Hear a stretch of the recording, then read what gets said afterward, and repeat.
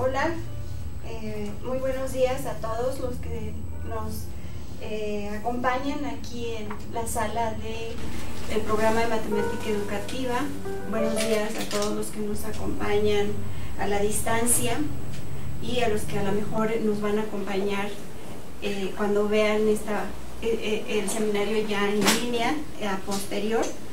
El día de hoy estamos en la cuarta sesión del octavo ciclo del Seminario Matemática Educativa, Cultura y Sociedad, y cerrando la temática de estadística, tenemos el gusto de contar con la doctora Lucía Zapata Cardona, quien es profesora titular de la Universidad de Antioquia, Colombia.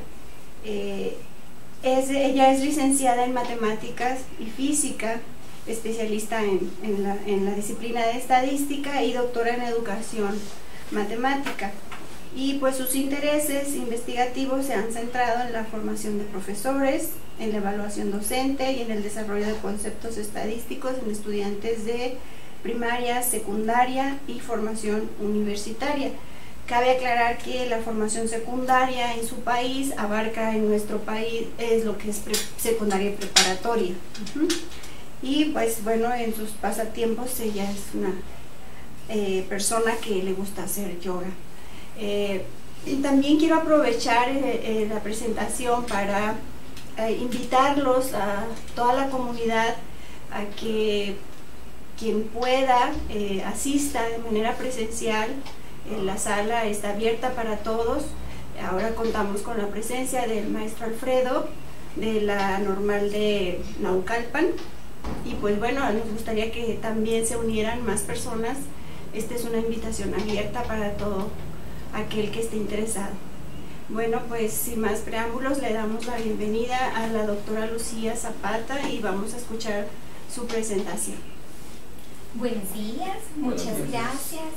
Quiero expresar mi gratitud al programa de Matemática Educativa por esta invitación. Me siento muy honrada de estar acá y siento que esta es una oportunidad excelente de divulgar lo que hacemos y que como hermanos latinoamericanos conozcamos qué estamos haciendo y estrechar lazos de colaboración.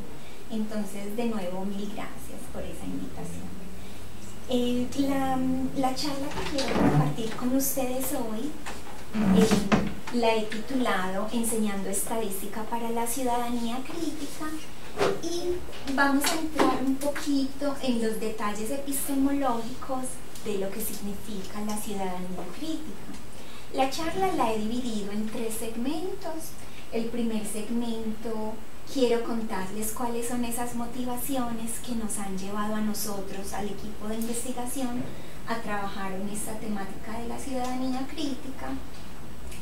En la segunda parte quiero contarles algunos resultados que dentro del equipo de investigación hemos tenido en la investigación en educación estadística y cómo esos resultados nos han también influenciado en esta última parte que voy a compartir con ustedes, que es precisamente la ciudadanía crítica y cómo llevarla al aula, cómo a través de una estructura que nosotros hemos llamado las investigaciones estadísticas en el aula se va consolidando para atender a este objetivo de la formación de la ciudadanía crítica. Entonces es a grandes rasgos la estructura que voy a compartir con ustedes y voy a empezar con esa motivación. El problema que nosotros hemos observado tiene que ver con esa dicotomía que hay entre el mundo y la escuela. Esta dicotomía la hemos fundamentado en los hallazgos de la literatura. Este es un artículo de Carragher y colegas, muy famoso, publicado en 1985, y habla sobre las diferencias en el cálculo mental de los niños de la calle, vendedores de dulces, y los niños escolarizados, y cómo los niños de la calle se desempeñan mejor en el cálculo mental. Entonces la pregunta es, ¿qué hace la escuela? Si nos va mejor en la calle, ¿cómo vamos a aportar desde la escuela? Bueno, ese es un argumento. El otro argumento es de un colega del área, Arthur Bakker y sus colegas. Este estudio fue trabajado en los Países Bajos. Los Países Bajos tienen una estructura de la escuela secundaria muy diferente a la que tenemos nosotros los latinoamericanos. Allí los jóvenes, una vez terminan su ciclo de la secundaria, mucho antes de la preparatoria, ellos deciden si ir a la formación universitaria o a la formación para el trabajo. Estos chicos que narran este estudio son chicos de formación para el trabajo.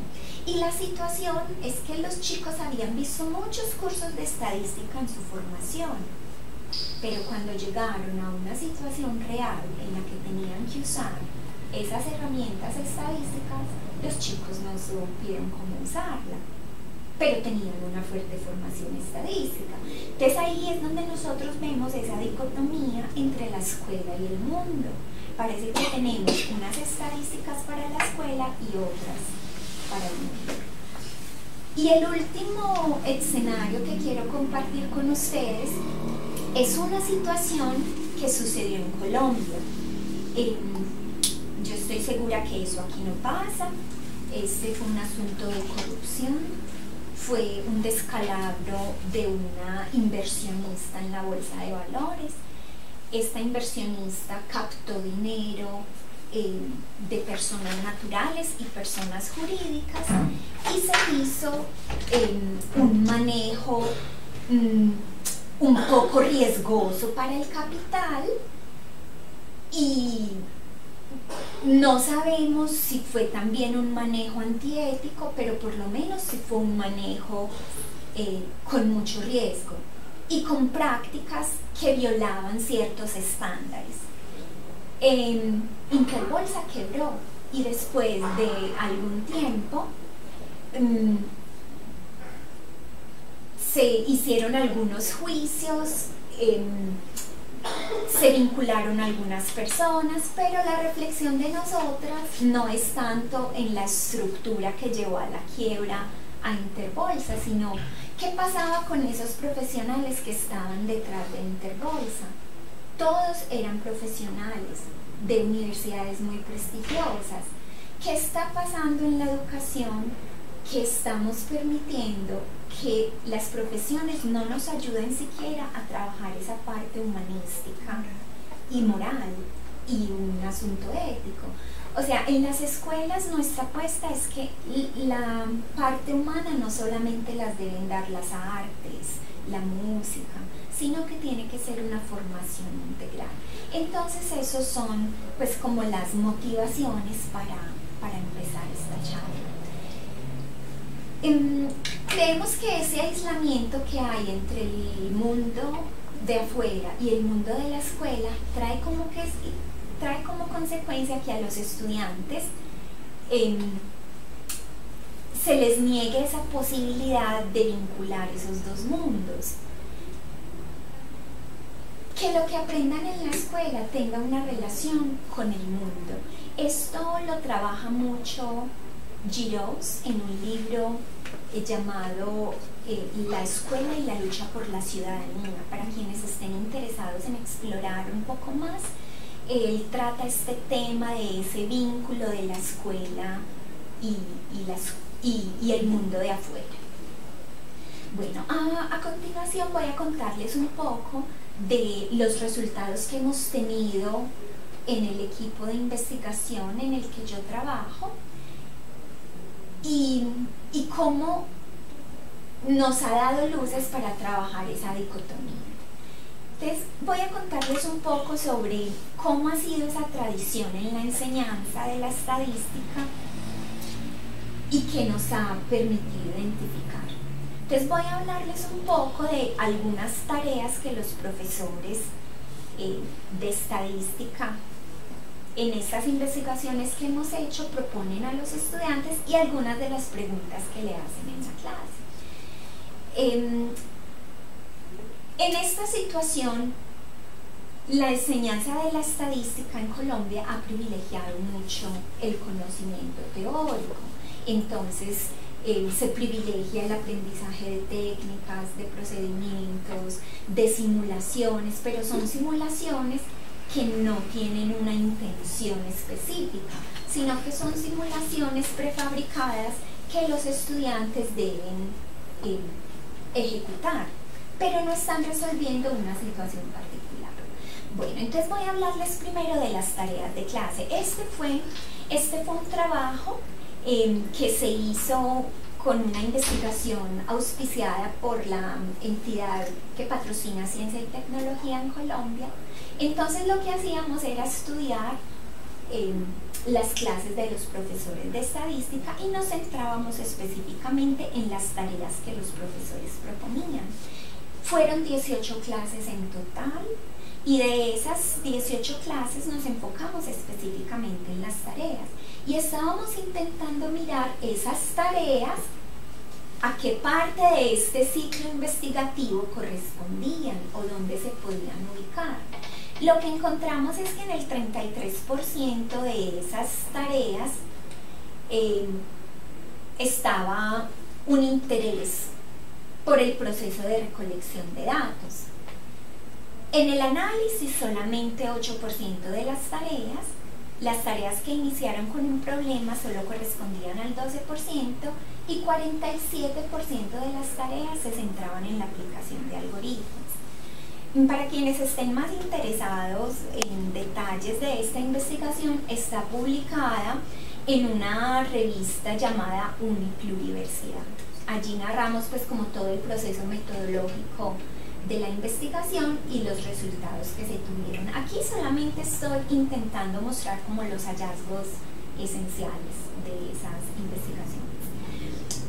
En ese mismo sentido, nos enfocamos también en las preguntas que los profesores hacían a los estudiantes en esas clases.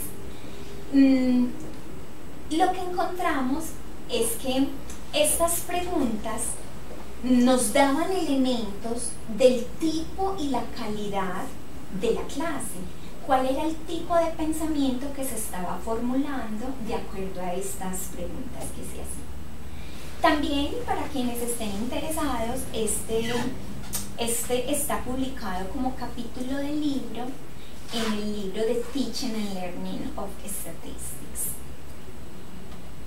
Y los resultados de este estudio fueron muy interesantes porque lo que nos mostraba era que había un privilegio en cierto tipo de preguntas. Nosotros clasificamos las preguntas en 4 tipos: preguntas cerradas, preguntas de procedimiento, preguntas de monitoreo y preguntas de análisis. ¿Dónde creen ustedes que se concentró la mayor densidad de preguntas de los profesores? ¿En cuál de ese tipo de categorías? Bueno, vayan pensándolo y yo les voy contando mientras tanto. Esas preguntas cerradas estaban enfocadas más en el profesor preguntarle a los estudiantes hechos muy particulares: cuántas cartas tiene una baraja, cuál es el espacio muestral en esta situación particular, qué es lo que estamos buscando. Eran preguntas muy concretas y por eso las llamamos cerradas. Preguntas de procedimiento: el profesor le preguntaba únicamente a los estudiantes por algoritmos: cómo puedes encontrar el promedio, cómo calculas la desviación estándar. Preguntas de monitoreo eran preguntas que el profesor hacía para identificar si los estudiantes estaban siguiendo la clase. ¿Cuál es la muestra en este ejemplo? Y las preguntas de análisis preguntaban por justificación, por razonamiento, por predicción o toma de decisiones. Uno de esos ejemplos es: cuáles son las razones que tienes para decir que el jugador A tiene más ventajas que el jugador B. Ahora les voy a mostrar una tabla. Mi intención no es que lean el detalle de esta tabla, sino los totales. Entonces, en la última fila de esta tabla vemos que las preguntas cerradas fueron las que abundaron allí en esas clases. Entonces, cuando nosotros encontramos que hay un privilegio de ese tipo de preguntas, pues la conclusión es que algo está pasando en la clase de estadística, que estamos privilegiando ciertas formas, y esas preguntas de análisis, que eran las que desafiaban el razonamiento y el pensamiento estadístico de los estudiantes, no las estábamos privilegiando. Entonces la pregunta ahora es, ¿cómo desafiar esas condiciones actuales para enseñar estadística para una ciudadanía crítica? Entonces, en la tradición en la enseñanza de la estadística, nosotros tenemos un fuerte énfasis en la acumulación de saberes. La propuesta que nosotros estamos intentando desarrollar se aleja un poco de esa forma tradicional e intenta integrar la formación técnica que debe tener cualquier persona que trabaje estadística, pero también con la formación humana, formación como ciudadanos críticos. Entonces ahorita voy a entrar un poquito en el detalle de qué se entiende por ciudadanía crítica y de dónde viene el concepto de ciudadanía crítica. No sé si ustedes logran asociar esta imagen con algo. Sí. Creo que para el mundo esta imagen es muy familiar. Esta es una de las imágenes tomadas en el campo de Auschwitz. Los horrores de la Segunda Guerra Mundial transformaron mucho el pensamiento filosófico en la Alemania post-nazi, y esto tuvo grandes implicaciones en la educación. Teodoro Adorno indicaba que la educación tiene que ayudarle al ser humano a que esos horrores del Auschwitz no vuelvan a tener lugar en la escuela. Porque si nosotros estamos educando y estos horrores se siguen presentando, entonces la educación no está transformando las vidas de las personas que llegan a la escuela. O sea, la historia de la escuela no es una historia muy prominente. La escuela, como muchos de ustedes saben, viene de la mano con el desarrollo industrial. Entonces casi que era la escuela una necesidad de la industria para tener a los niños de los trabajadores que llegaban allí pues como al campo productivo. Pero la escuela tiene que superar esa primera necesidad de tener a los niños para que sus padres puedan ir a trabajar. La escuela tiene que ayudarle también al ser humano al desarrollar ese pensamiento crítico. Entonces, a partir de estas reflexiones que surgieron a partir de la Alemania después de la Segunda Guerra Mundial, la Escuela de Frankfurt empezó a trabajar todo este pensamiento progresista y filosófico. Y ellos discutían que el saber y el conocimiento es producto de los intereses y las actividades humanas. Cuando pensamos en ciudadanía crítica, yo sé que cada uno tiene una idea diferente de lo que es ciudadanía crítica, pero hay muchos asuntos que no representan lo que es la ciudadanía crítica. Por ejemplo, crítico no es sinónimo de analítico y preciso, que a veces hablamos sobre el desarrollo del pensamiento crítico como una persona muy analítica. No es exactamente eso a lo que nos referimos nosotros como crítico. Cuando nosotros hablamos del pensamiento crítico y de la ciudadanía crítica, nos referimos a elementos como formación para el cambio, para la transformación y para el esclarecimiento de las contradicciones. La educación crítica no se fundamenta únicamente en la entrega de información, sino que es una fuerza social y política que evita que se cometan injusticias y se violen derechos humanos, como los que ya nos mostró la Segunda Guerra Mundial.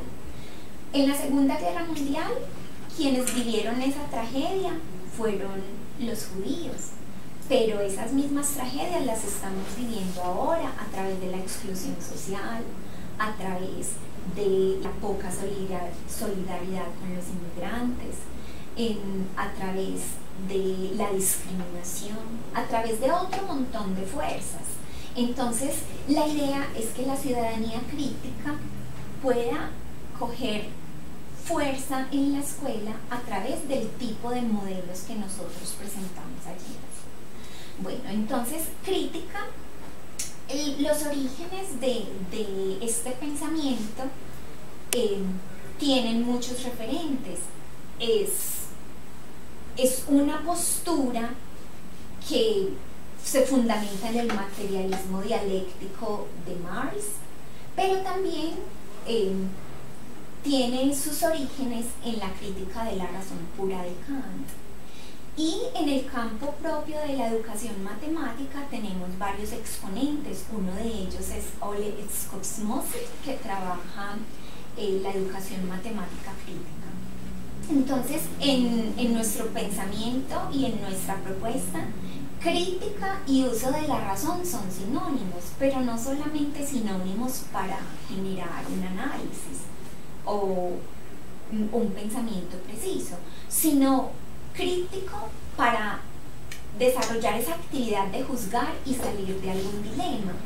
También para fundamentarse en esa situación crítica, identificarla, estudiarla a fondo, comprenderla y desarrollar las herramientas para reaccionar ante ella. En otras palabras, si nosotros tomamos una situación crítica, pero solo la estudiamos empíricamente, no estamos llegando al desarrollo de la ciudadanía crítica. El desarrollo de la ciudadanía crítica tiene que superar ese estudio empírico de la situación. Y aquí, citando a Skobsmosi, la escuela debe educar a los estudiantes para ser ciudadanos críticos, preparados para correr riesgos, desafiar y creer que sus acciones pueden marcar una diferencia en la sociedad.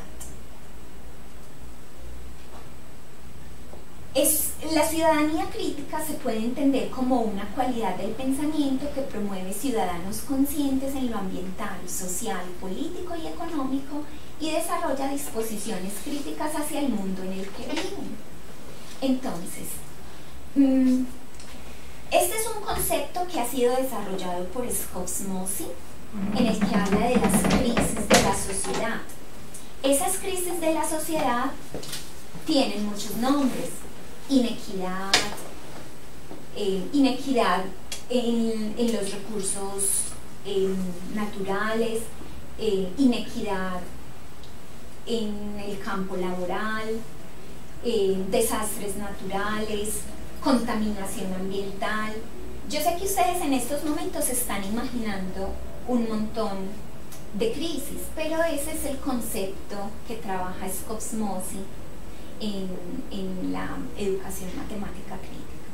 Entonces, la formación del ciudadano crítico solo la podemos trabajar a partir del estudio profundo de esas crisis de la sociedad, tales como represión, conflicto, contradicción, miseria, desigualdad, devastación ecológica y explotación, y a partir de ese intento por superarlas. Entonces, la ciudadanía crítica busca la construcción de un pensamiento crítico para la construcción de comunidades solidarias, fundadas en principios como la democracia, la dignidad, justicia, solidaridad y responsabilidad. Entonces, esa es como la fundamentación epistemológica de la propuesta que nosotros estamos desarrollando. Y como lo había mencionado hace un momento, nosotros los llamamos las investigaciones estadísticas en el aula, pero tiene esa fundamentación teórica. Ahorita voy a mostrarles algunos ejemplos de esas investigaciones estadísticas como para que ilustremos qué es lo que hacemos. Bueno, a continuación voy a mostrarles una imagen que también ha sido muy inspiradora para nosotros en esta propuesta. Esta imagen es una representación tridimensional del span de vida de una persona. En un eje está la vida de una persona desde 0 hasta 75 años, estamos considerando que esa es la esperanza de vida. En el otro eje está el tiempo del día y en el otro eje, en el tercer eje, están los meses del año. Para muchos de nosotros esta imagen puede que no diga mucho porque no se corresponde con el tipo de escolaridad que nosotros tenemos. Quiero contarles de dónde viene esta imagen. Esta imagen viene de unos investigadores que trabajan en una perspectiva del aprendizaje que se llama aprendizaje por libre elección. Ellos son de Oregon y esta imagen salió publicada en una revista que se llama American Scientist. Ellos trabajan el aprendizaje especialmente en espacios no convencionales. Imaginen ustedes una biblioteca, un museo, un parque.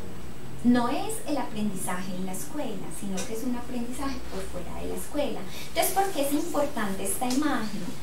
Porque ellos muestran a partir de esta representación tridimensional que uno tiene más oportunidades de aprendizaje por fuera de la escuela que en la escuela. Observen el espacio rosado de la imagen. Ese espacio rosado solo es la educación obligatoria y el espacio verde es la educación, la formación profesional. Sumando esos dos espacios tridimensionales, el rosado y el verde, comparado con todo ese otro espacio tridimensional, no representan sino el 5% de las oportunidades de aprendizaje. Entonces, si nosotros centramos el aprendizaje únicamente en lo que pasa en la escuela, estamos teniendo el 95% de posibilidades de desperdiciar espacios muy importantes. Entonces, esa también es la motivación de nuestra propuesta, aprovechar esos espacios que están por fuera de la escuela para la formación del ciudadano crítico. Este artículo se llama La solución del 95% y es un artículo en Science Education. No es necesariamente en la educación matemática, pero sentimos que compartimos muchos asuntos aquí. Bueno, esta siguiente gráfica ilustra dónde se combinan las investigaciones estadísticas en el aula con todo ese conocimiento que está por fuera de la escuela y ese conocimiento escolar. Autores como Arthur Baker llaman a ese conocimiento escolar que no está vinculado con el mundo, lo llaman conocimiento inerte y en algunas ocasiones termina siendo un conocimiento inerte. Los estudiantes terminan como estos niños de Recife, Brasil, escolarizados, pero con un cálculo mental que no les permitía atender los desafíos del mundo. O como los estudiantes de los Países Bajos con un montón de formación estadística que al ir al mundo a usar ese conocimiento estadístico no lo aplicaban. O como la situación que les conté de Colombia, estudiantes muy brillantes de las universidades más prestigiosas y no fue suficiente esa formación para autorregularse en esas prácticas de alto riesgo o prácticas poco éticas. Entonces, la idea es que nosotros combinemos esos espacios, el espacio escolar y el espacio por fuera de la escuela, para transformar la enseñanza de la estadística mediante las investigaciones estadísticas en el aula.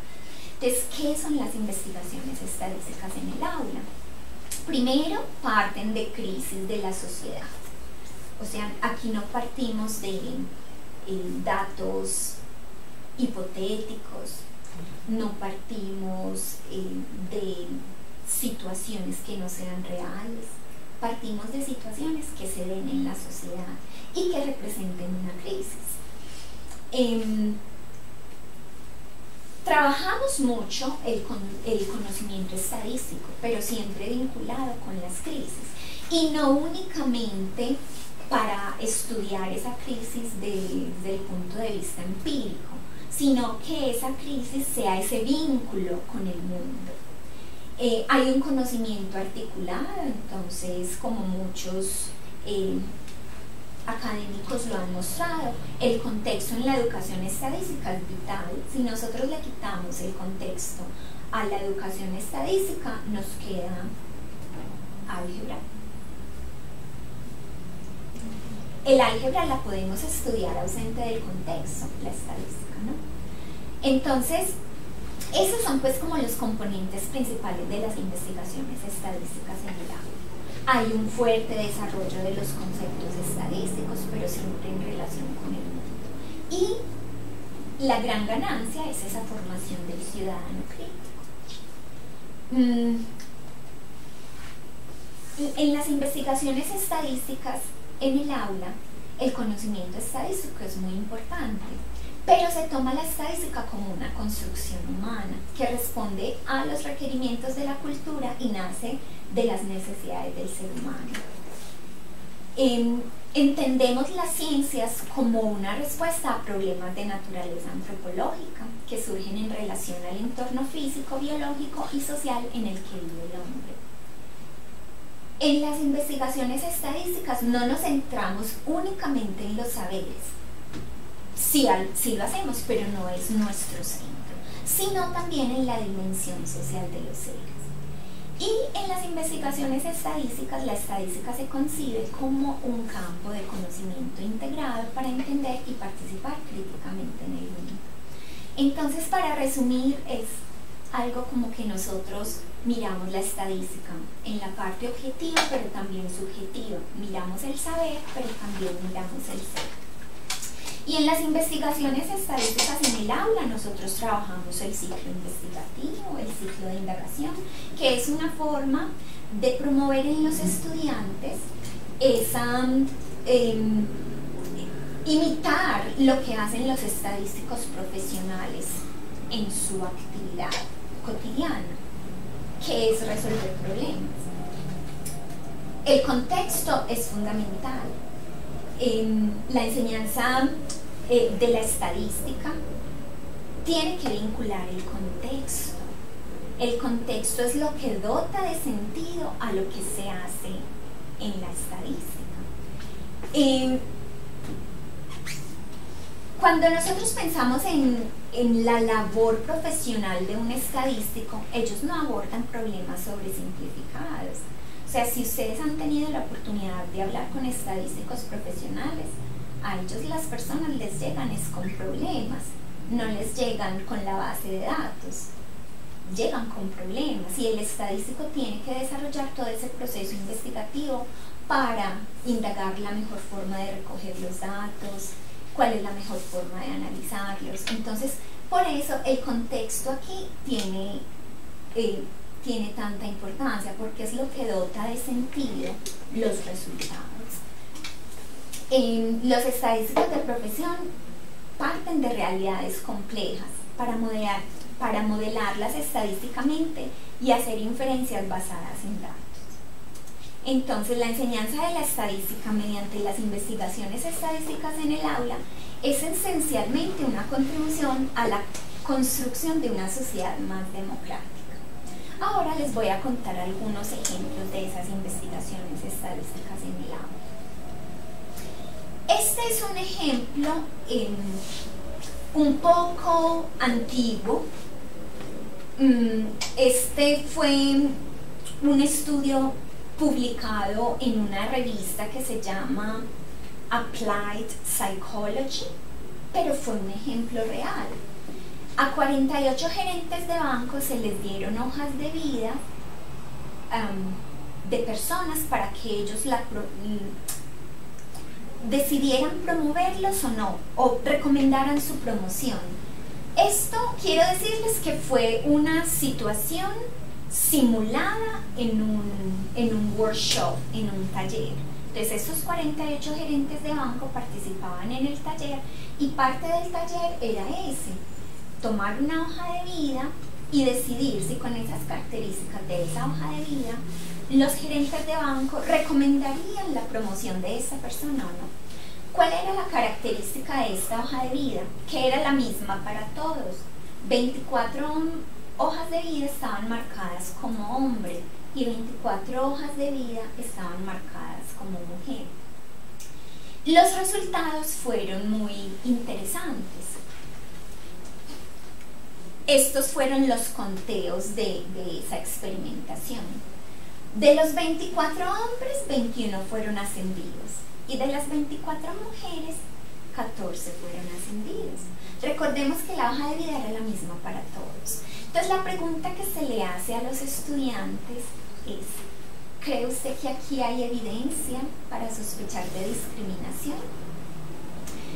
Quiero contarles también que estos datos de este artículo están trabajados en un libro que se llama Activity-Based Statistics, y tratan el mismo caso. O sea, ya es un caso que ha sido trabajado didácticamente para la enseñanza de la estadística. Bueno, entonces los estudiantes empiezan a hacer sus conjeturas. Algunos no ven discriminación acá, algunos sí ven, otros lo ven en la zona gris. Entonces, ¿qué hacemos con las investigaciones estadísticas para que hayan datos fuertes para que los estudiantes puedan tomar decisiones al respecto? Entonces lo primero que hacemos es una simulación. Podemos hacer simulaciones con manipulativos, podemos hacer simulaciones usando software. Aquí usamos pues todas las herramientas tecnológicas que tengamos para hacer esa simulación. Y aquí les presento una de esas simulaciones que tenemos. ¿Qué simulamos acá? En estas condiciones, el número de hombres ascendidos. ¿Sí? En esa tabla de 2×2 tenemos 4 celdas. Solo simulamos la primera, la de los hombres ascendidos. Si ustedes miran dónde está el centro de esa simulación, está más o menos entre 17 y 18, o en el rango entre 16 y 18. Ahí estaría el centro de esa distribución. ¿Dónde nos está interesando a nosotros el punto de esa simulación? En 21. ¿Qué tan probable es que 21 hombres o más sean ascendidos? Entonces ahí está nuestro punto de interés. Solo en esa simulación, el 21 es un dato muy escaso. Haciendo esta simulación con manipulativos o con un software, generalmente nos da el 2%.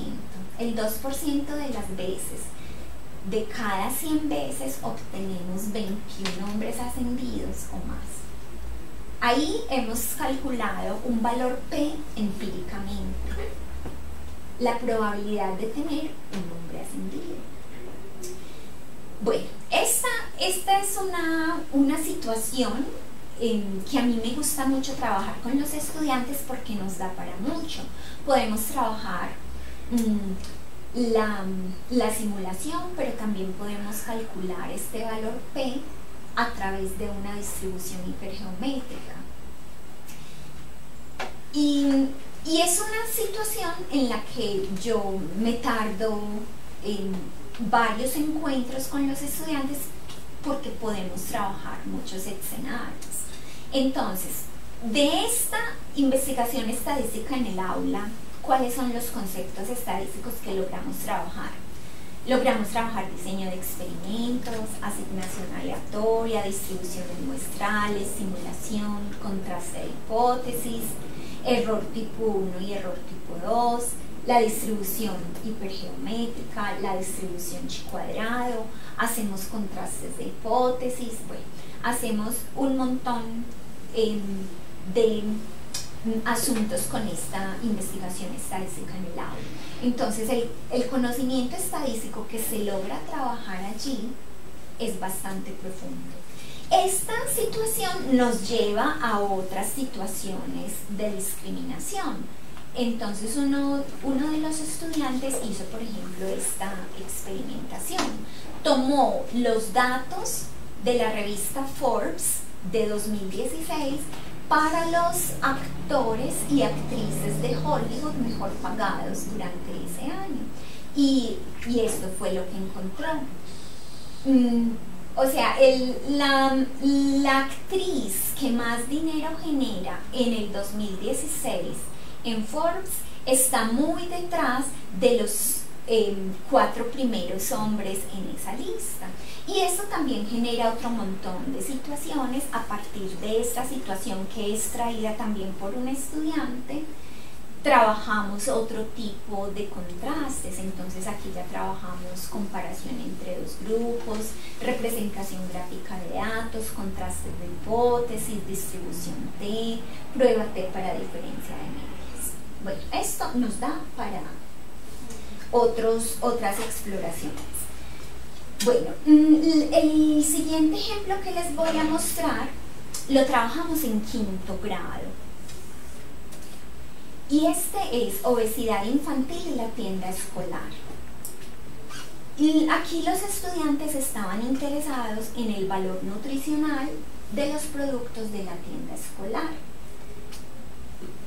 Ellos, ¿cómo lo trabajaron?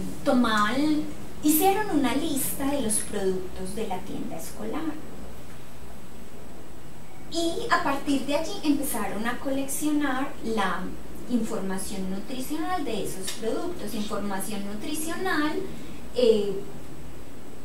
de la que aparecía allí, pero si habían productos que no tenían tabla nutricional, por decir una manzana, la manzana no encontraban la información nutricional como la encuentra, por ejemplo, un refresco, pero hay fuentes en internet que tienen la información nutricional de una manzana. Entonces, para los que tenían la información disponible, con eso trabajaban, y para los que no, hacían toda la consulta.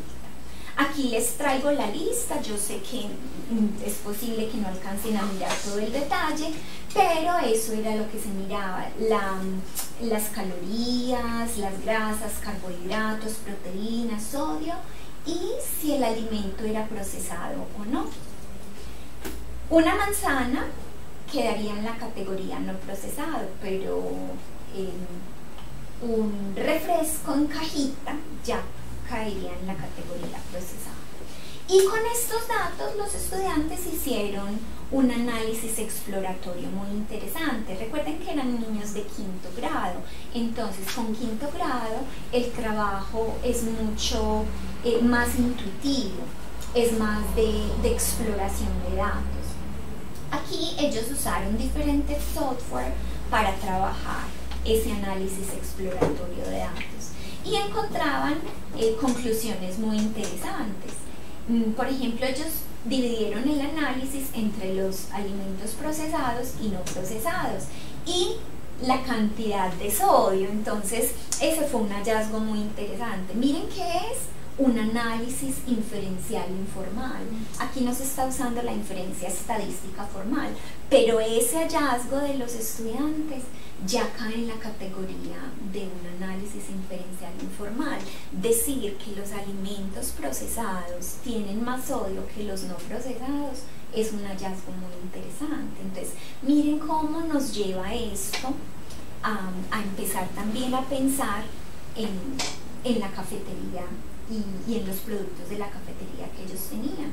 Los niños terminaron esa experiencia diciéndole a las personas de la cafetería que pusieran más cuidado con el sodio de los productos de la tienda. Entonces, allí vemos cómo estas investigaciones estadísticas sí logran transformar esa concepción del estudiante como ciudadano crítico. Bueno, aquí en esta experiencia que trabajamos, análisis de datos exploratorios, distribuciones de frecuencia, comparaciones entre grupos, representación gráfica de datos y la inferencia estadística informal, que fue pues lo que más nos llamó la atención. Una experiencia similar la trabajamos, pero en grado séptimo. El séptimo ya es la secundaria para nosotros. Entonces le preguntábamos a los estudiantes qué tan nutritiva es nuestra lonchera. Ya no eran los productos que ellos compraban en la cafetería, sino lo que ellos traían para su lonchera. Y el problema que se estaba intentando solucionar allí era el incremento de la obesidad infantil. Los estudiantes recogían información de sus propias loncheras, creaban una base de datos y a partir de esa base de datos se hacía el análisis. Quiero contarles que esta experiencia está publicada en la revista ZDM, fue publicada el año pasado y es una experiencia que a nosotros nos gusta mucho porque logramos mostrar cómo esas investigaciones estadísticas ayudaban al desarrollo de esa formación estadística técnica, pero también a cómo los estudiantes se vinculaban en ese proceso investigativo. Aquí está un fragmento de la tabla de la base de datos que ellos construyeron, pero les quiero mostrar cuáles fueron como todos esos elementos de la investigación que se trabajaron allí. Entonces, con este trabajo se fomentó la toma de decisiones, la discriminación, sobre todo la información esencial de aquella que no era esencial. ¿Y esto por qué lo señalo? Porque yo creo que esa es una de las tareas importantes del estadístico en el campo, aprender a discriminar esa información relevante de la que no es relevante. Y yo creo que a veces nosotros no le damos la suficiente importancia a esta habilidad y realmente ayuda mucho ese asunto de la discriminación de la información. Los estudiantes tuvieron que construir una base de datos. Ese también es un asunto importante, construir una base de datos. Nosotros tenemos una idea de base de datos, pero los estudiantes la hacen diferente. Ellos no siguen los mismos protocolos que nosotros seguimos.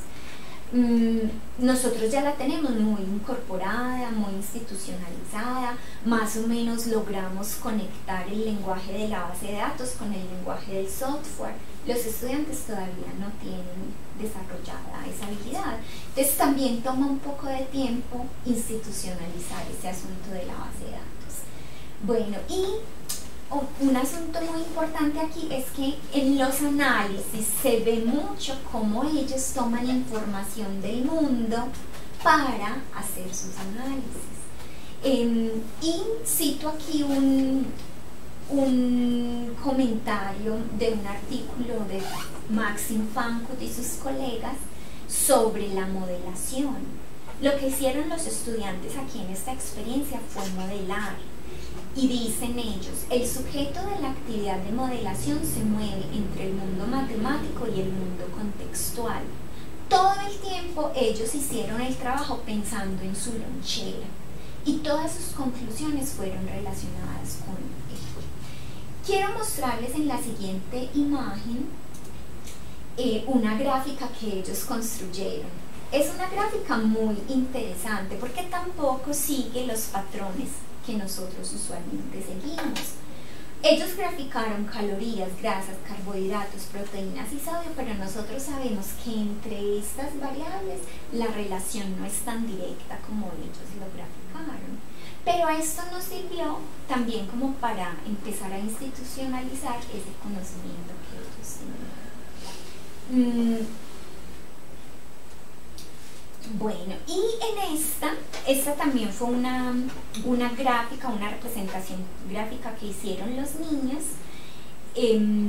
y asociaban proteínas con grasas. Y realmente no fue un trabajo fácil. La base de datos era muy grande, nosotros identificamos eso pues ya cuando la experiencia estaba muy avanzada. Para futuras experiencias yo creo que nosotros reduciríamos la base de datos porque ellos se encontraron con un montón de datos que no sabían cómo vincular entre ellos. Recuerden que son niños de 7º grado y sus recursos estadísticos no son tan fuertes. Sin embargo, nos sorprendió que estas niñas hicieron un análisis bivariado que nos pareció un avance muy interesante también.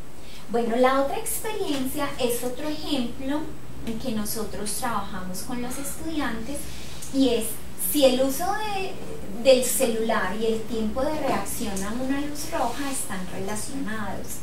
¿Y esto por qué? Porque yo creo que todavía no hay mucha conciencia sobre los peligros que representa la actividad de conducir cuando a la vez manipulamos asuntos tecnológicos. Esta es una experiencia real, estos datos son reales. Este estudio se les pedía a un grupo trabajar sobre un simulador y a la vez hablar por teléfono sobre una situación política. Y al estímulo de una luz roja, las personas tenían que activar el freno. Entonces lo que se mide es el tiempo de la luz roja con el tiempo de reacción a la activación del freno. Y lo que se encuentra aquí es que las personas que estaban hablando por celular tienen un tiempo de reacción que es significativamente más alto que las personas que no estaban hablando por celular. Entonces aquí se hace todo el trabajo de inferencia estadística, se hace un trabajo con la prueba de hipótesis, se hace manejo de software porque son muchos datos para hacer un trabajo manual. Entonces incorporamos pues como todos esos asuntos que la investigación en educación estadística nos ha contado para el manejo de bases de datos. Y para terminar quiero contarles que recientemente se publicó un artículo en la revista Yupana de Argentina, y en este artículo se habla de toda esta postura teórica de las investigaciones estadísticas en el aula, en caso de que estén interesados en indagar sobre él. El artículo se llama La enseñanza de la estadística desde una perspectiva crítica, pero es toda la fundamentación teórica de las investigaciones estadísticas en el grupo.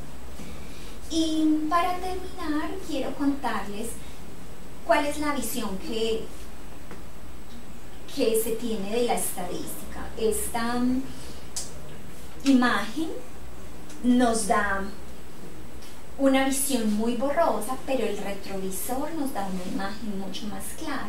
Cuando nosotros intentamos estudiar fenómenos del mundo o crisis de la sociedad, es posible que no estudiemos todo el fenómeno, pero la estadística nos da esa visión del retrovisor para encontrar una comprensión empírica de ese fenómeno. Bueno, eso era todo lo que quería compartir con ustedes. Muchas gracias, Lucía, muy interesante tu charla. Vamos a dar lugar a unas preguntas aquí en el público. No sé si alguno de ustedes tenga alguna pregunta, algo para Lucía. ¿Alguno de ustedes, compañero? Yo. ¿Sergio? Sí. Okay. Me voy a salir un poquito del tema, del asunto que nos traes como objeto de tus reflexiones, ¿no? Y quiero preguntar sobre la cuestión esta de la propuesta de ciudadanía crítica, de retomar, apunté por aquí, de concebir, lo voy a decir enseñanza, no sé si usas ese término, ¿no? De concebir una enseñanza que dé respuestas a problemas de naturaleza antropológica, una idea que utilizaste por allá, y confrontarlo en sí con la matemática. Lo que voy a decir a lo mejor va a parecer un poco grosero, no sé, porque sí me gustaría escucharte respecto a esto, ¿no? Estoy tardando mucho en plantearlo, pero lo tengo que decir así porque no quiero parecer que no estoy de acuerdo contigo, ¿no? Es más, las ideas que planteas me gustan y me parece que aparecen muchos de los objetivos o cosas que nos proponen hacer por los gobiernos, sobre una enseñanza que sirva, una enseñanza que tenga impacto, una enseñanza que no aburra a nuestros niños, ¿no? Sino que los dote de herramientas que de verdad usen. Pero yo he escuchado algunas reflexiones, y ahí va lo que quiero decir, ¿no? Sobre el contenido en sí de la matemática, ¿no? Que hay una parte de la matemática que no siempre tiene un impacto, o que no siempre busca un beneficio, como decía ahí en una de las diapositivas, un beneficio o dar una respuesta a problemas de naturaleza antropológica. Tú mencionabas, nuestra propuesta está basada en lo que hacen los estadísticos, en la forma como los estadísticos se enfrentan a los problemas complejos, ¿no? Pero también hay, y por eso te decía que lo quiero sacar un poquito de la estadística, ¿no? Hay una matemática en los centros de investigación de gente que está reflexionando sobre, a lo mejor, cuerpos algebraicos, estructuras algebraicas, a la que uno no le encuentra un impacto. Claro, eso está dentro de los centros de investigación, ¿no? O está en otros círculos de reflexión y no tanto en la escuela. Pero en la escuela también pasa algunas veces eso. Por ejemplo, conceptos del cálculo o conceptos de los procedimientos algebraicos que no tienen un impacto directo sobre lo que bueno, lo estoy planteando así, uno podría encontrar una justificación, pero que no tiene un impacto directo sobre esta cuestión que llamas de formar ciudadanos críticos, ¿sí? ¿Cómo reflexionarías con una persona que piensa así, que plantea la otra cara de la moneda, ¿no? Que no toda la matemática puede ser enseñada así. Aquí está el profesor, cuando le piden sus planes y programas de estudio, le dicen, a ver, este es el tema tal, y tienes que encontrar cierto tipo de actividades que estoy usando una palabra impacto, ¿no? Que impacten, que influyan en el conocimiento del estudiante en su vida, ¿no? Y algunas veces uno ve eso que va a enseñar. Por ejemplo, no sé, en primaria no se me ocurre un tema que no tenga tanta relación con las situaciones críticas. Pero algunas veces el profesor enfrenta ese problema y dice, no, esto yo no lo puedo enseñar así, por la naturaleza del concepto, por la esencia del concepto, o no sé. Entonces, ¿sí me expliqué? Entonces me gustaría escuchar qué piensas sobre eso, ¿no? Y no tiene que ser sobre los ejemplos que te planteé, puede ser a lo mejor en tu expertise ya conoces. Voy a intentar poner en mis palabras la pregunta que tú hiciste, a ver si la comprendí. Tu preocupación es que toda la matemática no puede ser enseñada de esta forma. Y tú quieres saber qué pienso yo al respecto. Yo discrepo. O sea, cuando uno revisa la historia de las matemáticas, solo revisa la historia del cálculo. Toda la historia del cálculo está fundamentada en asuntos y problemáticas reales. Toda. Solamente piensa en las tasas de variación. Hay problemas reales que se vincularon con esas tasas de variación. Así nosotros estemos pensando en situaciones algebraicas, hay una situación real que nos obliga a eso. Solamente piensa en el sistema de numeración decimal. O sea, ¿cómo nosotros desarrollamos un sistema de numeración decimal? Es que el sistema anterior de hacer correspondencia unívoca con un objeto ya era insuficiente. O sea, poner una roca por cada vaca que teníamos se volvió inmanejable. Eso nos lleva a un avance en la matemática. Solamente piensa en la física de Newton y en la física de Einstein. Los dos son físicos prominentes, pero los objetos de Newton eran diferentes a los objetos de Einstein. Entonces, epistemológicamente, todo conocimiento matemático tiene un vínculo antropológico y una necesidad. Entonces, ¿cuál es mi invitación? Sí se puede. Piensa en algo, en algún concepto matemático que quieras desarrollar, y siempre vamos a tener un vínculo con el mundo, porque nuestra matemática es histórica. O sea, lo que nosotros vemos hoy como cálculo diferencial tuvo una historia en la humanidad de desarrollos impresionantes. Entonces, mi invitación es a que nos devolvamos a esas esencias, a esos orígenes antropológicos, para que podamos encontrar ese vínculo con lo que trabajamos. No sé, Sergio, si respondí tu pregunta. Sí. Gracias. Gracias. Isaías también quería hacerte una pregunta. Sí. Me voy a enfocar a una de las partes de la propuesta que usted muestra, que es, con este tipo de perspectiva crítica, se trata de promover no solo el saber, sino también el ser. En los ejemplos que mostró, voy a tomar uno en específico, que es el de los gerentes. Se trataba con ese problema de que los estudiantes reflexionaran algo sobre la discriminación, solo que no vi con precisión, o no recuerdo con precisión, de qué manera se podía promover esa parte del ser en ese problema en específico. Bueno, sí puede mostrar algunos otros, cómo lo está abordando esta parte de la promoción del ser, además de, claro, la propia naturaleza del problema.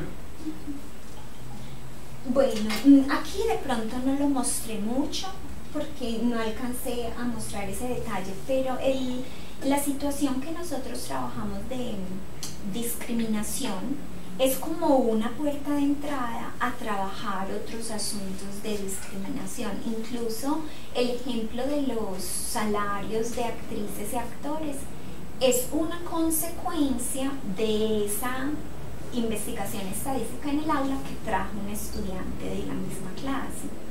Entonces él se fue con esa curiosidad a ver si esto funciona aquí con los gerentes, ¿será que también está sucediendo en otros espacios? Entonces ya hay esa curiosidad de ese estudiante, a nosotros nos está diciendo algo. Otra situación que no corresponde necesariamente a este ejemplo, pero fue una experiencia que recientemente terminamos con un estudiante de maestría. Trabajábamos la diferencia salarial de mujeres y hombres en Colombia y el porcentaje de mujeres y hombres empleados a lo largo de un periodo de tiempo. La diferencia era gigante, la diferencia era enorme.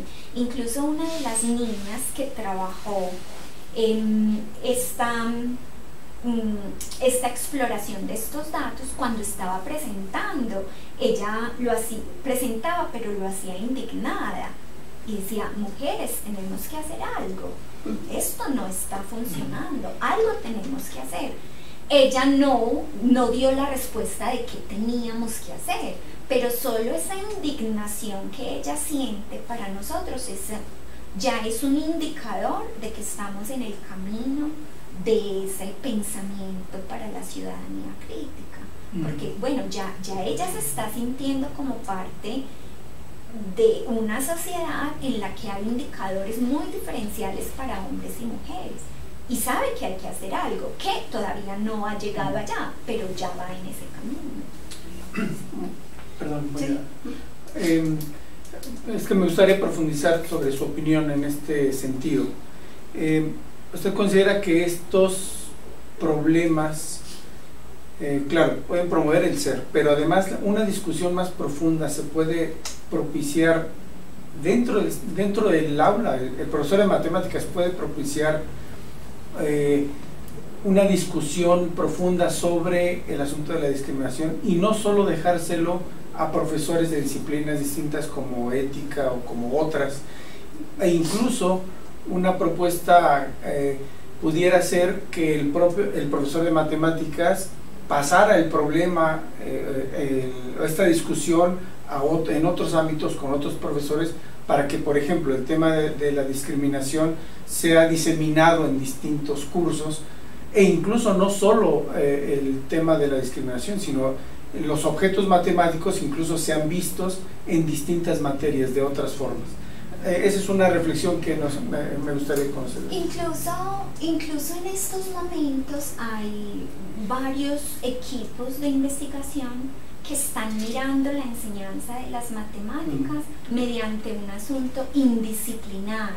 O sea, que no sea solamente hoy vamos a trabajar la integración por partes, sino que todo eso esté conectado con asuntos del mundo, porque como yo lo mencionaba también en la presentación, todas estas crisis sociales son asuntos antropológicos que tenemos que resolver, no solo con las matemáticas, también con las ciencias humanas, con la filosofía, con la epistemología. En algún momento todas estas ciencias están aportando algo a la solución de las crisis de la sociedad y no lo solucionamos de la misma forma, y no quiere decir que un profesional lo solucione más eficientemente que otro, pero si compartimos esas miradas, yo creo que tenemos muchas más posibilidades para dialogar y para mirar para el mismo lado. Ahorita mismo, creo que es en Venezuela, hay un grupo que dirige el profesor Mora, y ellos trabajan bajo esa perspectiva, la matemática indisciplinar, precisamente para que no digamos, esto le corresponde al profesor de matemáticas. O sea, la ortografía es una habilidad que no solamente la debe trabajar el profesor de lenguaje. ¿Qué tal nosotros en educación matemática escribiendo con errores de ortografía? ¿Cierto? Pues no nos queda bien, así no sea nuestro campo. Yo creo que son habilidades integrales que debemos ir desarrollando en equipo. Ok, gracias. ¿Ana? Sí. Acá, Marta, adelante. Gracias. Sí. Bueno, Lucía, pues muchas gracias por compartir este trabajo con nosotros, antes que nada, y por estar aquí compartiendo todo este resultado de, me imagino, mucho tiempo de investigación. Mi pregunta iba en el mismo sentido de la que hacía Isaías, bueno, que no hizo Isaías, pero que fue una reflexión. Justamente yo pensaba y recordaba, tal vez no tuviste oportunidad de ver en las sesiones anteriores, que mostraban, digamos, también investigaciones en las que había un trabajo que abría la puerta como a las exploraciones y reflexiones en diferentes disciplinas, ¿no? Esto lo recuerdo porque complementa, pues, por supuesto, muy bien con también otros trabajos que nos compartieron en este ciclo del seminario. En ese sentido, mi reflexión iba en la misma dirección que la de Isaías, de esta como necesidad de poder identificar esos límites desde los que nosotros como educadores en matemáticas podemos abordar un tema. Por ejemplo, pensaba yo en el problema que nos compartiste de ver la información nutricional de un producto, por ejemplo, ¿no? Entonces, es cierto que nosotros, en este caso tú nos mostraste muy bien la información que los chicos podían obtener de lo que manejaban, lo que analizaban, pero también es cierto, creo yo, que se abre la puerta a estos límites de nuestro campo disciplinar y la necesidad de contar dentro incluso de la misma aula de la experiencia y del conocimiento de otros especialistas, ¿no? O sea, no fragmentalizar la información o la clase que damos con un enfoque, una orientación como la que nos compartes, porque surgen justamente, seguramente en los chicos, preguntas que a lo mejor van más allá de lo que de pronto podríamos responder, pues, por la naturaleza de la disciplina en la que trabajamos, pero que son preguntas que pueden llevar a profundizar en otros temas, en otros campos, en otras disciplinas. Por ejemplo, a lo mejor ahí abordar desde ese punto de vista lo que puede compartir una nutrióloga, ¿no? Lo que puede compartir un biólogo, lo que puede desprenderse en reflexionar acerca de la producción de alimentos, el uso de las modificaciones genéticas en los alimentos, de los pesticidas. O sea, se abre una puerta que es complicado, creo yo, no lo sé, desde tu experiencia quisieras que me compartieras, hasta dónde al abrir esa puerta nosotros podemos, claro que, o sea, podemos manejar la situación de las matemáticas y dejar sin respuesta y sin apoyo la reflexión de los estudiantes en esas otras direcciones. No sé si pude explicar mi reflexión. O sea, tu preocupación está en cómo controlar que nosotros no perdamos el control de todo lo que pueda salir de allí, de esas reflexiones de los estudiantes. Más que preocupación, era cómo lo observas tú. ¿Cómo lo observas tú? Yo, por ejemplo, en este sentido, pues apelo a la experiencia que tú has tenido, o sea, cómo lo observas, cómo lo manejas, cómo lo preparas, si me explico en ese sentido. Pues tenemos experiencias en ambos sentidos. Las investigaciones estadísticas nosotros las preparamos intencionalmente, o sea, identificamos una crisis social, pero además nosotros ya tenemos pensado cuáles son los posibles asuntos estadísticos que podríamos trabajar. Por ejemplo, la situación de discriminación para nosotros es muy poderosa situación para trabajar la distribución hipergeométrica, que no es tan fácil para los estudiantes de estadística identificar en una situación. Eso es lo primero, pero el aprendizaje lo entendemos en dialéctica con la enseñanza, o sea, nosotros tenemos un diseño de aprendizaje, un diseño de enseñanza, pero lo que el estudiante aprende no lo alcanzamos a controlar. Muchos de nuestros estudiantes, estas investigaciones estadísticas en el aula es solamente un punto de partida para ellos seguir indagando sobre otros asuntos. Nosotros controlamos nuestra intención didáctica, pero eso a los estudiantes los desborda en otros asuntos. Que nosotros logremos dar también como ese apoyo técnico de otros conocimientos que a ellos se les ocurran a través de la experiencia, pues hasta allá no llegamos, muy pocas veces lo hemos hecho. Por ejemplo, pedir apoyo de nutricionista para que vaya al aula de clase y de pronto los chicos hagan preguntas. Pero en esa misma experiencia, cuando los chicos estaban discutiendo el valor nutricional de la lonchera, uno decía, es que uno por día tiene que consumir entre 2.000 y 2.500 calorías. Y nadie le dijo eso, él llegó con esa información. Entonces nosotros también estamos conscientes que hay un montón de información del mundo que nosotros no logramos controlar. ¿De dónde sacó él que una dieta balanceada estaba entre 2.000 y 2.500 calorías? Seguramente de su experiencia también como consumidor. Pero hasta allá no logramos nosotros. Pero sí sabemos que ellos tienen información del mundo que también traen para ayudar a solucionar esas investigaciones estadísticas en el aula. Muchas gracias. Yo sí quisiera aportar una situación. Bueno, primero que nada, darle las gracias, doctora, por compartir sus conocimientos y presentarnos esta propuesta muy interesante en el aspecto de la enseñanza de la estadística. A mí me queda muy claro la parte de cómo contribuye este aspecto de las investigaciones en el aula para poder entonces diseñar una secuencia didáctica, una situación didáctica, una situación de aprendizaje donde el estudiante investigue, ¿no?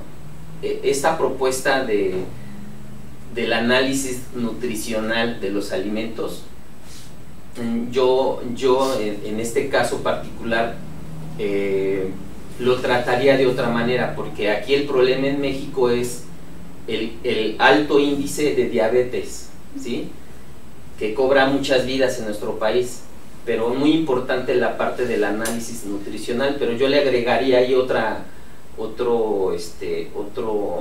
elemento a la tablita que hicieron los estudiantes sobre cuál es el índice de alimentos con una menor cantidad de glucemia, es decir, hay alimentos con un bajo índice de glucemia. Y haciendo el análisis para la parte nutricional, bueno, entonces, ¿qué alimentos se podrían ingerir durante el día, verdad?, dado que eso es un contexto familiar.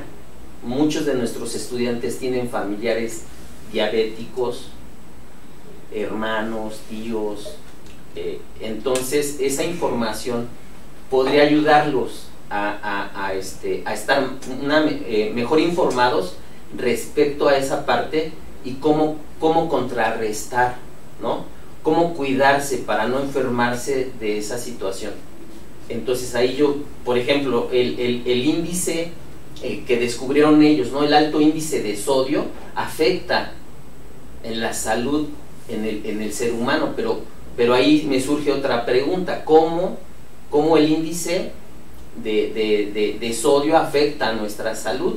Y empiezan a detonarse otro tipo de intereses y vea cómo ese tema se va tratando para dar más. A lo mejor no solo basta una sesión de clase, pero sí el docente, en este sentido de la praxis educativa que él mismo tiene, cómo contribuyen las investigaciones educativas o de estadística para ir el propio docente en esa gran labor que tiene de ir, en este caso,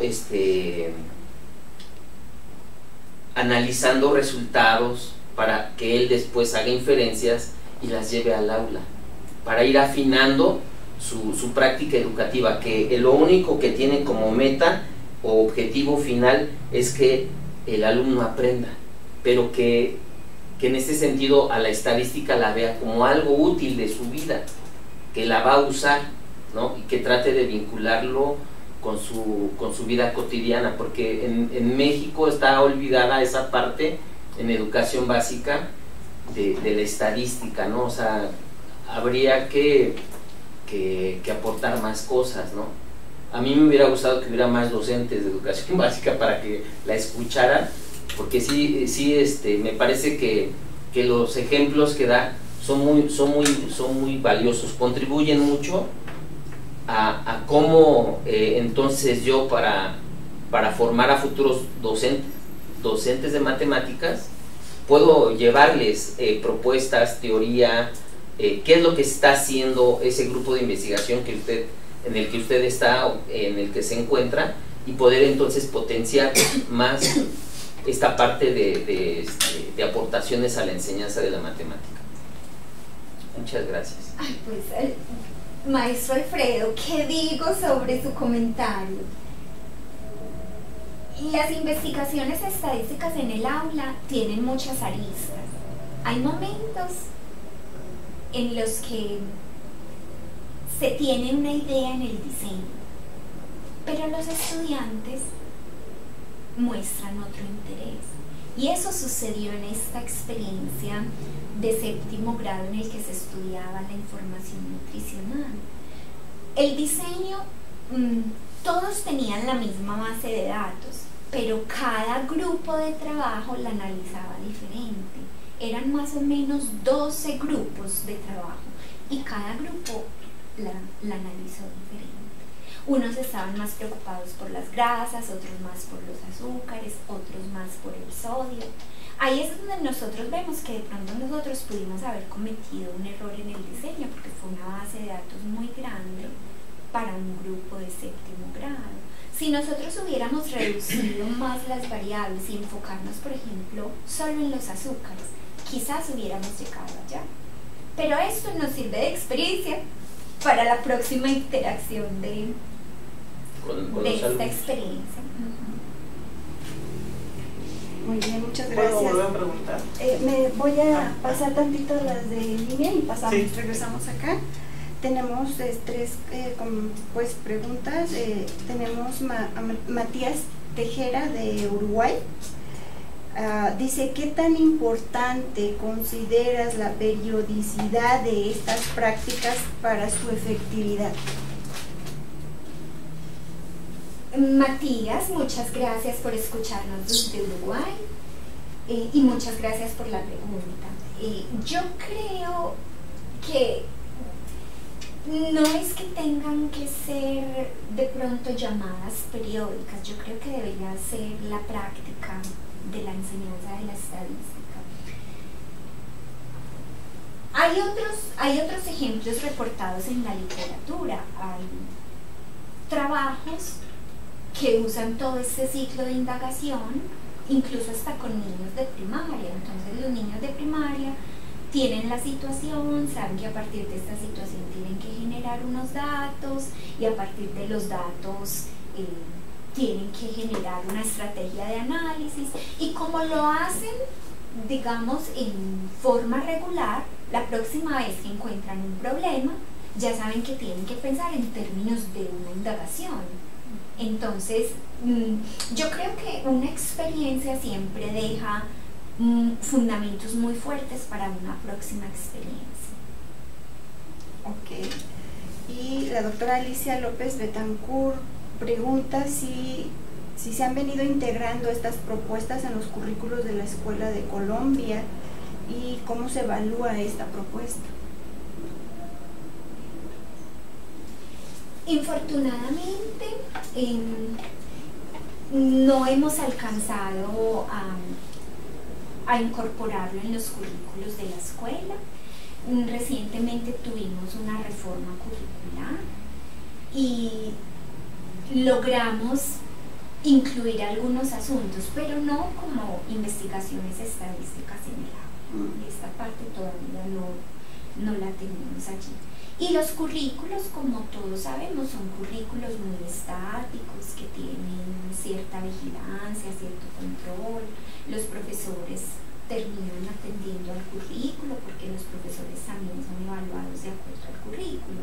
Lo que pasa es que nosotros que ya hemos trabajado un poco más en este asunto sabemos que no es difícil vincular las investigaciones estadísticas en el currículo. En los ejemplos que yo les mostré, con una sola investigación estadística se lograban trabajar muchos tópicos. Entonces, si tenemos la pericia de hacer las investigaciones estadísticas, logramos cubrir el currículo. O sea, yo no lo veo como una limitación. Veo es que todavía no tenemos la divulgación fuerte para que esto esté más consolidado. Y en términos de la evaluación, nosotros lo evaluamos como reportes de investigación a todos los niveles. Entonces tenemos, les voy a contar un ejemplo que no les conté acá como para que miremos el asunto de la evaluación. Un padre de la comunidad que tenía la tienda de uniformes de la escuela necesitaba identificar cuál era la talla de calzado que tenía que tener más disponible en su tienda para poder satisfacer la mayor posibilidad de necesidades de sus clientes que eran estudiantes de la escuela. Entonces los niños de quinto grado hicieron todo un diseño para identificar cuáles eran esas tallas más frecuentes. Y le escribieron de respuesta al señor una carta, pero era una carta que era un reporte de investigación. Le contaban al señor todo lo que habían hecho, los pasos, cómo habían garantizado quiénes eran los informantes, y luego le presentaron un diagrama de barras al señor en la carta. Entonces, para nosotros fue muy potente ese tipo de comunicación. Ese es pues uno de los ejemplos que tenemos de evaluación. Ok. Y José Paul Carrasco,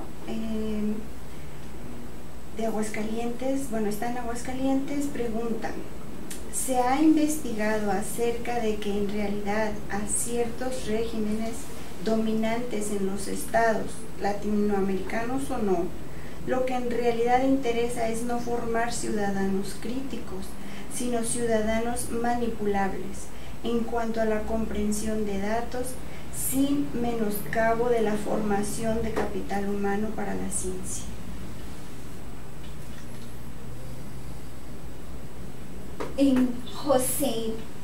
José Paul Carrasco, de Aguascalientes, muchas gracias conectarse con nosotros. Muchas gracias también por la pregunta. Es una pregunta muy interesante. Y yo no creo que esto requiera investigación, esto ya lo sabemos, esto ya está documentado en la literatura. Por ejemplo, el libro La escuela y la lucha por la ciudadanía denuncia estas prácticas. Y otro libro que recientemente terminé de leer que me impactó mucho en la forma de ver la educación es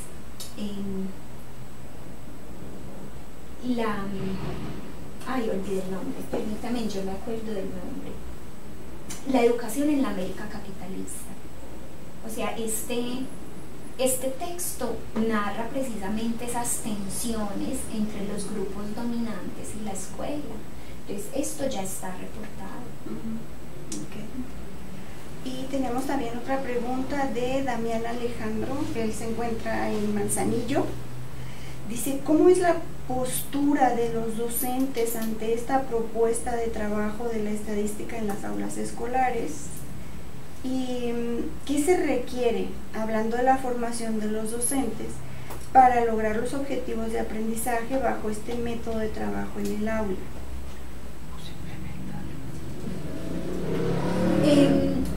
Damián, muchas gracias por su pregunta. Nosotros hemos intentado llevar esto a las aulas a través de programas de desarrollo profesional con profesores. Cuando los profesores ven esto y lo experimentan como estudiantes, porque esa es la primera experiencia, que ellos vivan estas investigaciones estadísticas, y luego, una vez las vivan, ellos mismos diseñen sus propias investigaciones estadísticas y luego las implementen. Yo creo que es un cambio paradigmático muy fuerte, pero nosotros acompañamos a los profesores en la implementación, y cuando ellos se sienten acompañados, yo creo que se sienten mucho más confiados. No es muy efectivo porque no tenemos grupos de formación masivos. O sea, nuestros grupos de trabajo son muy pequeños. Entonces, el último programa de formación que tuvimos tenía 20 profesores, no eran muy grandes. Y acompañábamos a los profesores que querían implementar este tipo de estrategias. Y tuvimos experiencias muy placenteras, pero como les digo, no es una propuesta de formación masiva. Y si fuera masiva, pues tampoco tendríamos la posibilidad de hacer estos acompañamientos en la escuela. Pero por ejemplo, los maestros que sí se han prestado para hacer, ¿cuál ha sido su postura ante este tipo de trabajo? Han sido muy receptivos, y nosotros no los presionamos. Incluso en este programa de formación que les cuento de 20 maestros, hubo un maestro que nunca se vinculó con la propuesta, entonces nosotros llegamos hasta ahí. Pero hubo maestros muy ávidos, muy curiosos, llevaban propuestas, llevaban sus diseños, entonces esos diseños los sometíamos a revisión, los sometíamos a implementación. También depende pues como de qué trae el profesor y cuál es su actitud inicial. Y desde tu experiencia, si bien no han implementado la formación, desde tu experiencia, ¿los maestros logran hacer esta aplicación o qué tipo de conocimiento les haría falta para implementar estas investigaciones estadísticas en sus aulas? Desde tu experiencia con este trabajo. Esa es una pregunta que no sé cómo responder. A ver, ¿ellos presentan dificultades cuando implementan este tipo de investigaciones?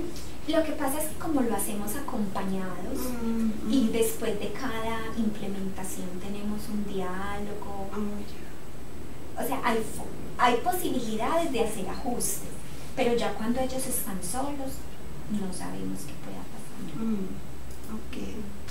Ok. Sergio. Gracias, Ana.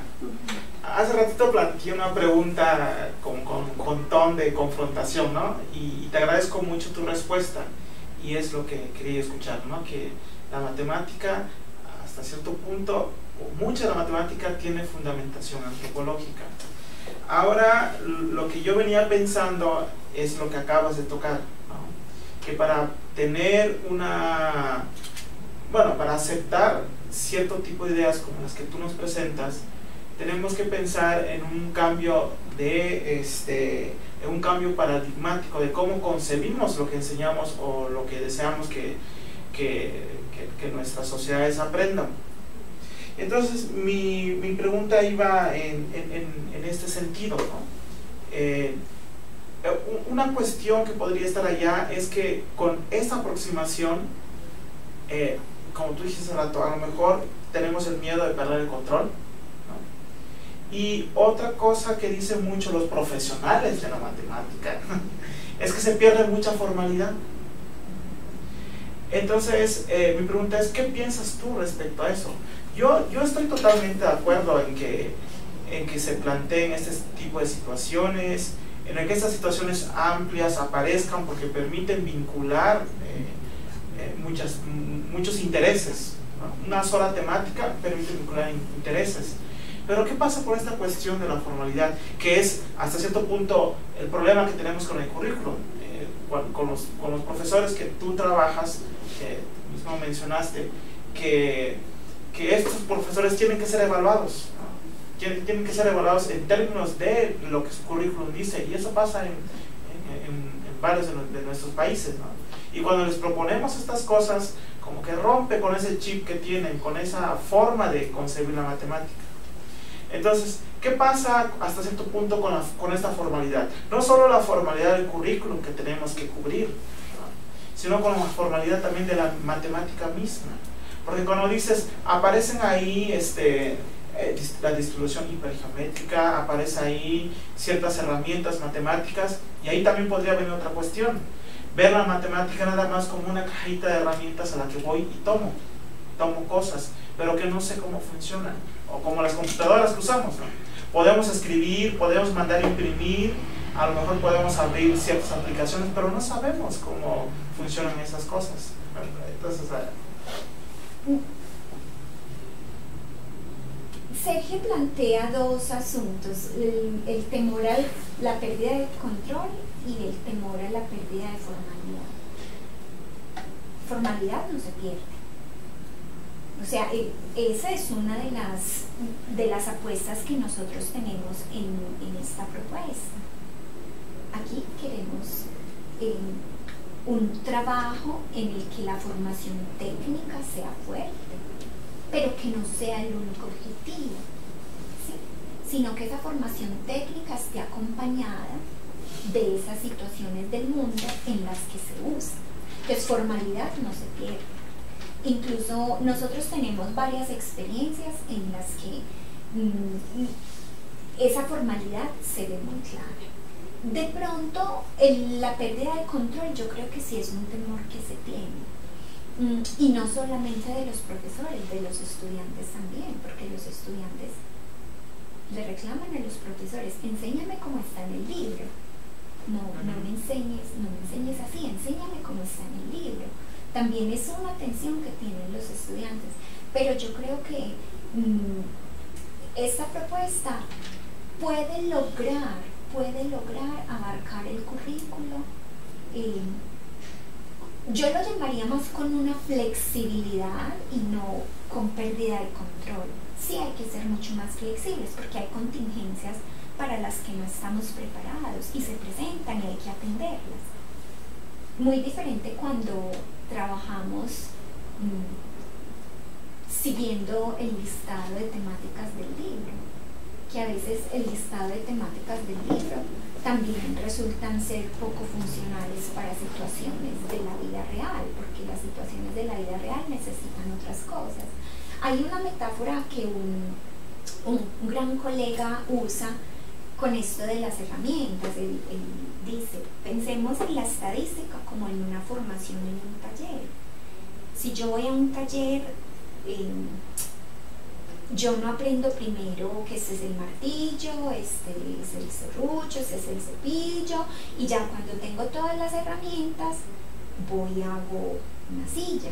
No, yo a medida que voy aprendiendo a hacer la silla voy usando las herramientas que se van necesitando para hacer esa silla.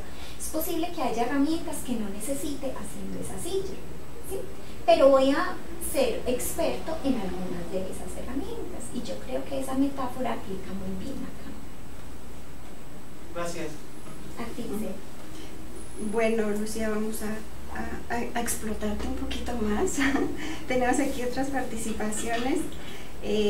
José Rivera de Tampico pregunta si es en las investigaciones estadísticas que nos hablaste incluyen la estadística, pues sí le llama estadística matemática, tal vez lo contrario de la estadística descriptiva o el análisis exploratorio de datos. A lo mejor se refiere a la inferencial en los proyectos, o solo es estadística descriptiva, pregunta. Pero acá tiene otro comentario él mismo diciendo que coincide con el doctor Chalé. Dice si se podría enfocar las clases en los temas de datos reales y aportar experiencias y extender las clases. Dice, pero cuando se regresa a los modelos matemáticos o estadística matemática en la clase, ¿se evidencia la misma problemática conocida? José Rivera, muchas gracias por la pregunta. Algunos de los ejemplos que mostré son estadística matemática, son estadística inferencial, son estadística de alto nivel, que además usa probabilidad. O sea, nosotros no separamos la estadística y la probabilidad. Para hacer análisis inferencial, la probabilidad es parte esencial de esos análisis inferenciales.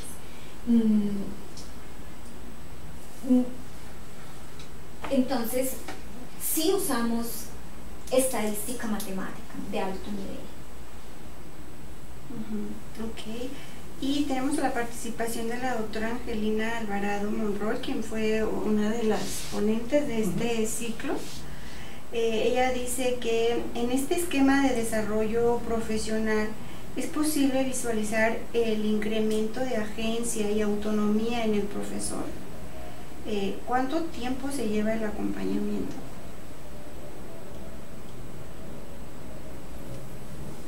Bueno, saludos a la doctora Angelina Alvarado.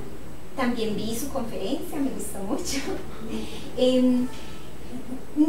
Yo no tengo elementos para responder esta pregunta, porque el trabajo de formación que nosotros tuvimos para los profesores, no teníamos herramientas para medir el impacto, ni desarrollamos herramientas para medir el impacto. Lo único que teníamos en mente cuando desarrollamos este trabajo de formación con los profesores era que ellos tuvieran más herramientas didácticas y herramientas estadísticas, pero no logramos evaluar el impacto. Y su pregunta de qué tanto se acompaña, entendí que se acompaña durante todo el proceso, desde el diseño de la investigación hasta la implementación. Sí, ¿Hay un análisis a posteriori por parte del profesor y del equipo? Pero es un análisis de naturaleza muy cualitativa. Sí, un análisis me refiero como un poco reflexivo sobre el impacto, lo que sucedió durante la implementación de la enseñanza. Sí, eso sí lo tenemos, porque con los profesores teníamos entrevistas antes de empezar el programa. Si durante el programa habían episodios que ameritaban una entrevista adicional, se hacía la entrevista, y al final de la propuesta los profesores tenían otra entrevista. Y muy posterior a eso, más o menos a los 6 meses,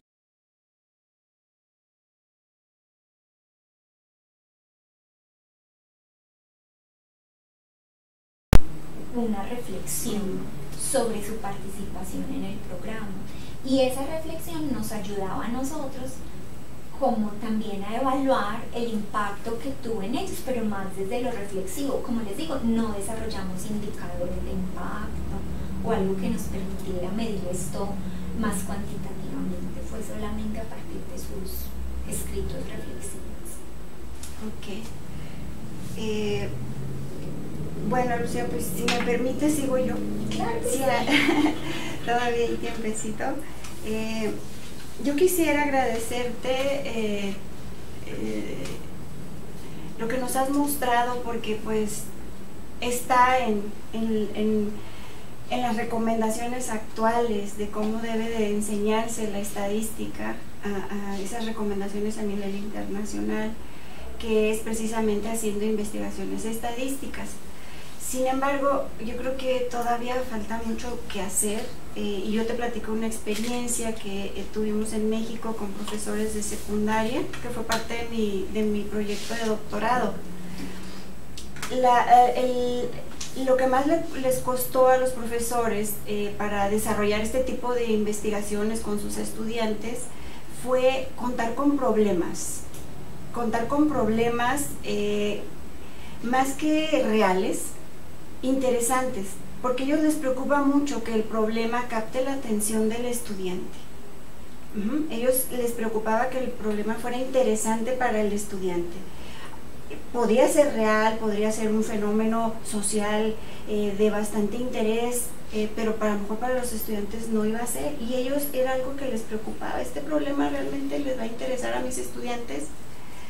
Y la otra era el tiempo. Les preocupa mucho el tiempo en que se lleven este tipo de investigaciones en el aula. ¿Por qué? Porque tienen la presión de la estructura, de seguir el programa. Esa es una. Una tercera y muy importante fue cómo hacer una enseñanza más holística, y que precisamente es una de las cosas bonitas que tienen las investigaciones estadísticas, porque en el currículum los conceptos se ven aislados, de hecho se ven atomizados. Ellos, por ejemplo, en aquel tiempo, con el programa que los regía en aquel tiempo, veían, no sé, en un primer bloque veían tablas gráficas, y en un quinto bloque veían las medidas de tendencia central y de dispersión, que es a lo que más se llega en los currículums de educación básica, llámese secundaria, incluso preparatoria, en algunos bachilleratos. Entonces, cuando estábamos con ellos, porque ese sí fue un programa de desarrollo profesional, eso les decían, no, pero es que ¿cómo les voy a dar una investigación en el bloque 2 si apenas les enseñamos tablas y gráficas, y todavía no les podemos meter nada de medidas de tendencia central y de dispersión, porque eso se ve hasta el bloque 5? Entonces, romper con esa idea es algo que cuesta trabajo. ¿Por qué? Porque están muy acostumbrados a seguir la estructura del currículo, a enseñar los conceptos de atomizados. Primero te enseño una cosa, luego la otra. Y entonces, cuando ellos se dan cuenta que por medio de una investigación estadística, de manera natural, todos los conceptos que ellos veían en su programa llegan, concurren para resolver un problema, para resolver una situación real, para juzgarla, para tomar decisiones, efectivamente ven otra cosa. Pero lo que te quiero platicar es que cuesta trabajo romper con esa visión, pero sin embargo, cuando lo hacen y lo logran, sienten esa diferencia, sienten ese cambio, se sienten capaces de innovar en sus clases y se sienten contentos. En aquel tiempo recuerdo que el problema que ellos resolvieron fue el peso de las mochilas, que tú sabes que viene en Tinkerplots, ese problema. Y una de las maestras me comentaba que sentía mucho gusto porque, por casualidad o por lo que sea, cuando ellos terminan de implementar la actividad con sus estudiantes sobre el peso de las mochilas, que sabemos que es un problema real, que cargar más de 10% de tu peso corporal en la espalda te puede acarrear un problema de salud a la larga. Entonces, curiosamente sale en las noticias de un noticiario mexicano de México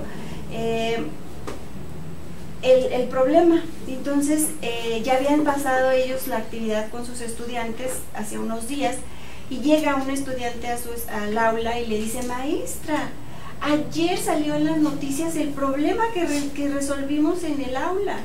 O sea, para ella fue como muy gratificante porque la estudiante se lo dijo también con mucho entusiasmo, como diciendo, nosotros lo resolvimos, nosotros lo vimos en la escuela, ¿no?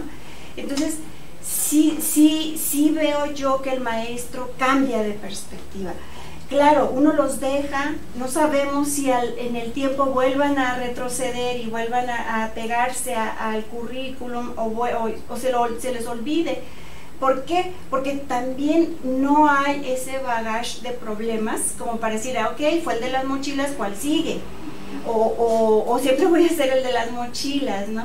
Entonces, esa es una experiencia que yo viví, que te quiero compartir por lo que nos acabas de presentar.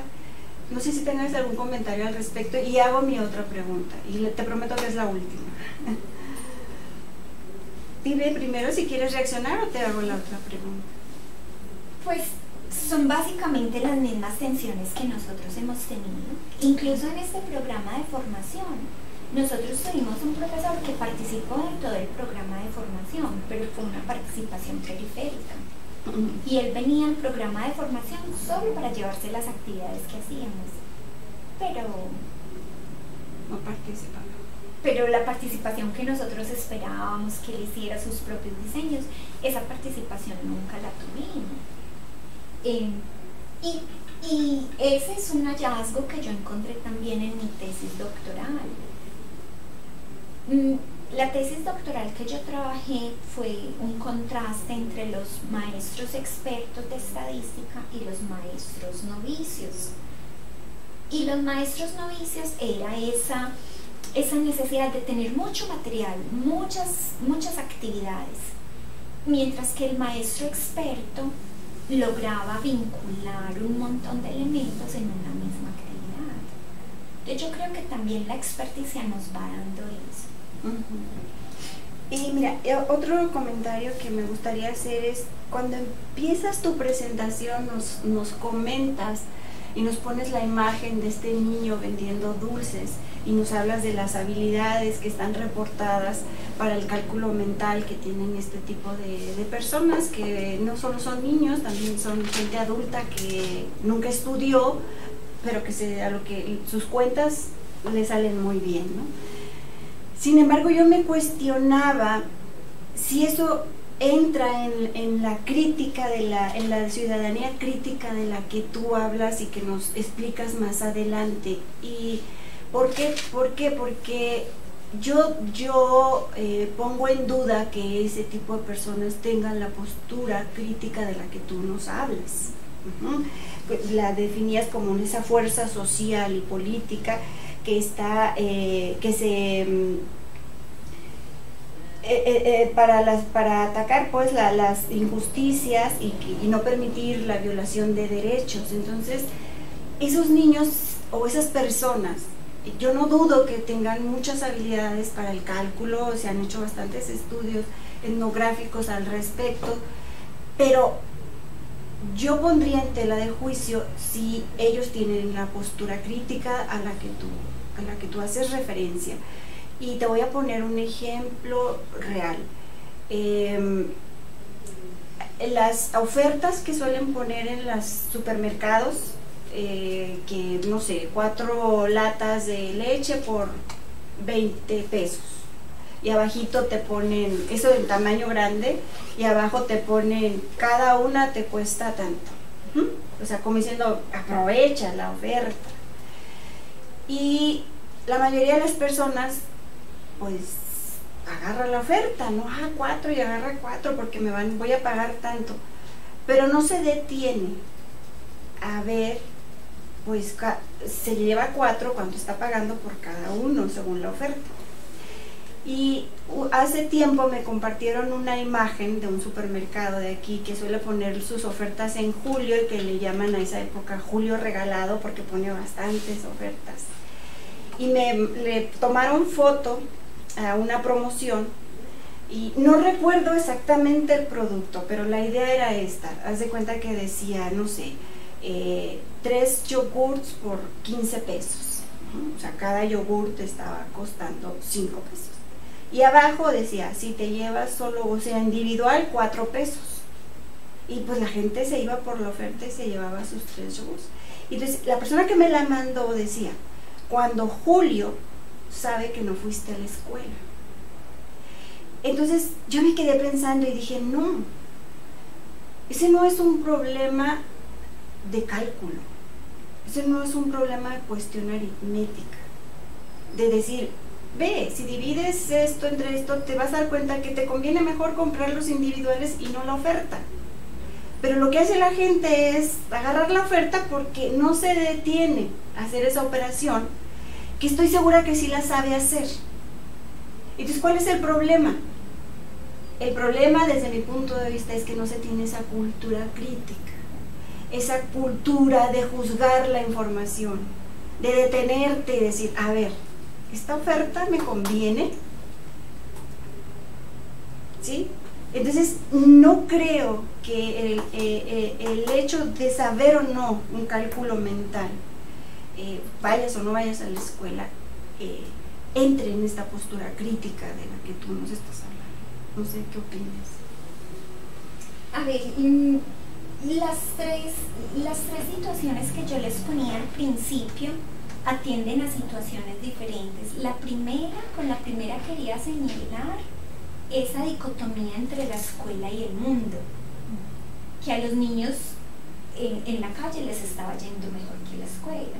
O sea, no la asociaba con que ellos tuvieran un desarrollo de una ciudadanía crítica. Solo estaba intentando señalar que por fuera de la escuela les iba mejor en cálculo mental, que eso es pues lo que reporta el artículo. En la segunda, ahí señalaba era el asunto específicamente en estadística. Y en la tercera, ahí sí, como todas esas habilidades que yo desarrollo en la academia no me acompañan cuando tengo que tomar decisiones en el mundo. Era pues como esa la inspiración. Y esas tres situaciones las pongo, es como la inspiración que nos lleva a nosotros a desarrollar esta propuesta de ciudadanía crítica. Ok, bueno, qué bueno que aclaras, a lo mejor yo lo interpreté en ese sentido. Pues bueno, Lucía, no me queda más que agradecer a todos los que estuvieron presentes aquí en la sala, a los que nos escucharon, y pues invitarlos aquí al siguiente ciclo, los colegas, la doctora Marta, el doctor Isaías, van a continuar con este ciclo. No sé, Marta, si ya tengan más información sobre las temáticas que están, no sé si quieras comentar algo. Sí. Bueno, sí. Buenas tardes a todos. Seguimos recibiendo la... ¿Para acá? ¿En esta? ¿Aquí? En esta, ok. Seguimos recibiendo... ¿que dónde está Ana? Seguimos recibiendo la información que le solicitamos para poder resolver y decidir cuál va a ser la temática que les vamos a ofrecer en el siguiente ciclo. Entonces, nuevamente, apóyennos con responder la encuesta que está publicada en Face, si no la volvemos a generar, a subir, para que la puedan tener visible inmediato. Y nosotros vamos a publicar también los resultados y a mostrarles cuál va a ser primero la temática y después quiénes van a ser los ponentes que pues nos van a hacer favor de acompañarnos, y como en esta ocasión que cerró muy bien con broche de oro, porque todo nuestro ciclo se relacionó con la enseñanza de la estadística, y de verdad creo que pues nos diste también un panorama, fue muy vinculante con la sesión anterior, y ahora que nos dices que también nos hiciste el favor de acompañarnos viendo a la doctora Alvarado, pues entonces pues doblemente el agradecimiento. Entonces nosotros estamos ya por publicar esta información y todavía tenemos unos días para poder recibir sus sugerencias. Okay. Pues no nos vamos a despedir antes de darle un fuerte aplauso a la muchas gracias, y pues muchas gracias a todos, y pues vamos a seguir